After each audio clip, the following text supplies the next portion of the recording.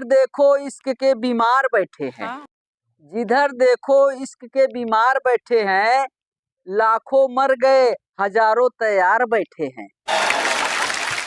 बर्बाद हुए लड़कियों के पीछे और कहते हैं हम बेरोजगार बैठे हैं। तो अर्चना में एक बार एक नौकरी के इंटरव्यू के लिए 4 आदमी चले गए, उसमें से एक मैं भी था। एक हरियाणा से था, एक गुजरात से था, एक मुंबई से था। तो इंटरव्यू वालों ने हमसे पूछा कि भाई तुम्हारे पास ऐसा क्या है कि जिसे देखकर मैं तुम्हें नौकरी दे दूं। तो सबसे पहले मुंबई वाले ने बुलाया, बोला आओ भाई, बोला तुम्हारे पास ऐसा क्या है जिसे देखकर मैं तुम्हें नौकरी दे दूं। बोला जी हमारे पास बीए की डिग्री है। बोला चलो आप जाओ, अगले को आने दो।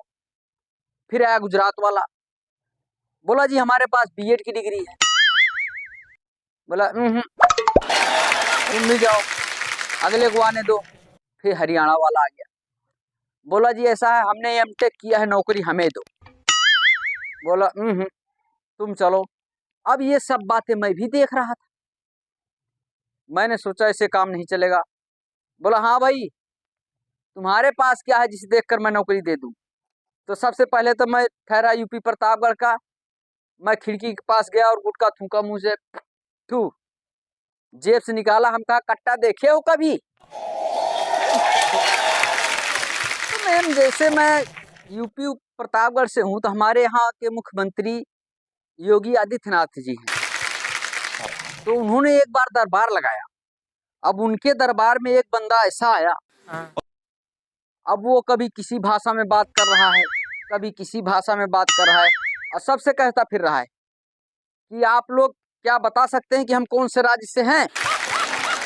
तो हमारे योगी जी भी कम नहीं थे। बोला ठीक है हम तुम्हें बता दें कौन से राज्य से हो, पर कल सुबह बताएंगे। बोला चलो ठीक है कल सुबह बता देना। अब वो गया, वो लौंडा सो गया, और सुबेरे योगी जी पहुंचे, एक बाल्टी में जो है फ्रिज से पानी ठंडा ठंडा लेकर उसके ऊपर भगा दिया।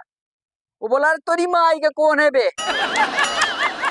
बोला अच्छा बेटा बिहार के हो, हमको बता रहे हो कि कौन से राज्य से हूँ।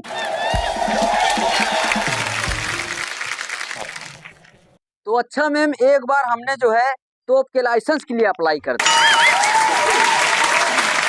अब डीएम साहब ने मुझे बुला लिया, तो डीएम साहब बोले कि ये बताओ तुमने तोप के लाइसेंस के लिए अप्लाई किया है?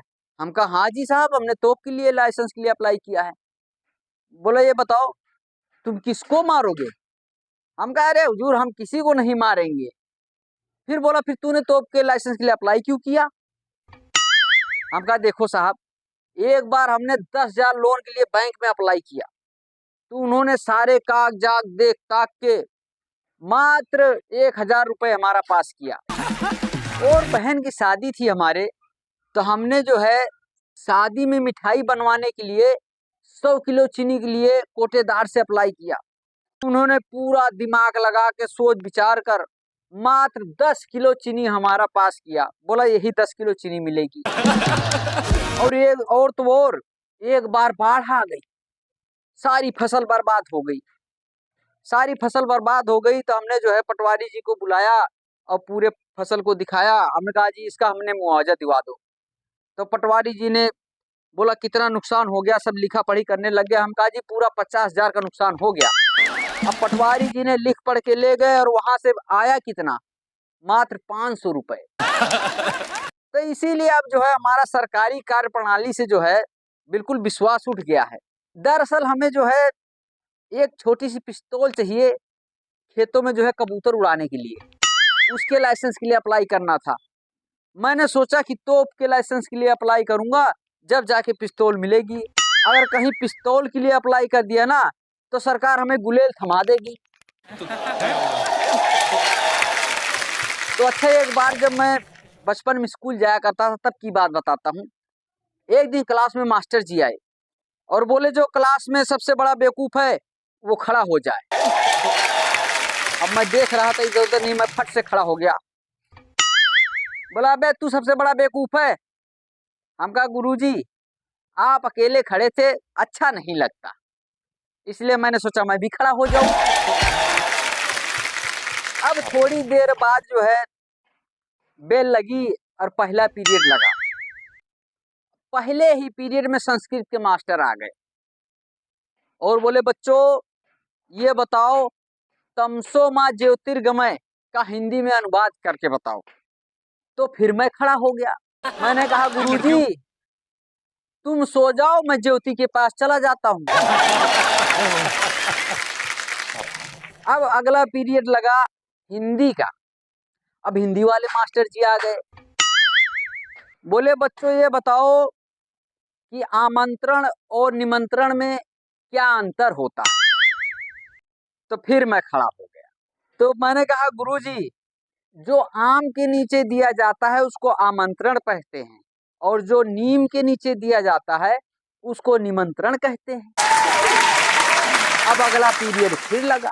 अब की बार टीचर आ गए गणित के। अब गणित के अध्यापक आ गए, उन्होंने अब की बार मुझे ही खड़ा कर दिया। बोले खड़ा हो जा। हम कहा जी गुरुजी।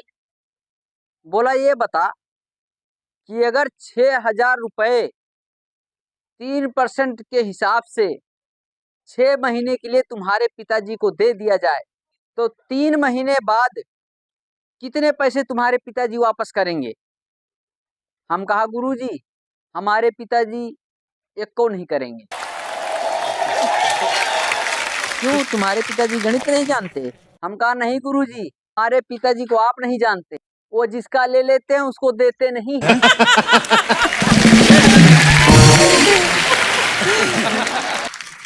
अच्छा, आजकल जो है हमारे यूपी के लड़के जो गांव में रहते हैं, अब वो आजकल इंस्टा पे रील आती है, यूट्यूब पर रील आती है, तो उसमें रील बनाने में फिल्टर लगा के लड़कियां बहुत कमाल कमाल के अपना चेहरा दिखाती हैं। तो सोचते हैं शहर वाली लड़कियां कुछ ज्यादा ही खूबसूरत होती हैं। अब उसी के चक्कर में आके हमारे गांव के एक लड़के ने जो है शादी कर ली एक शहर वाली लड़की से।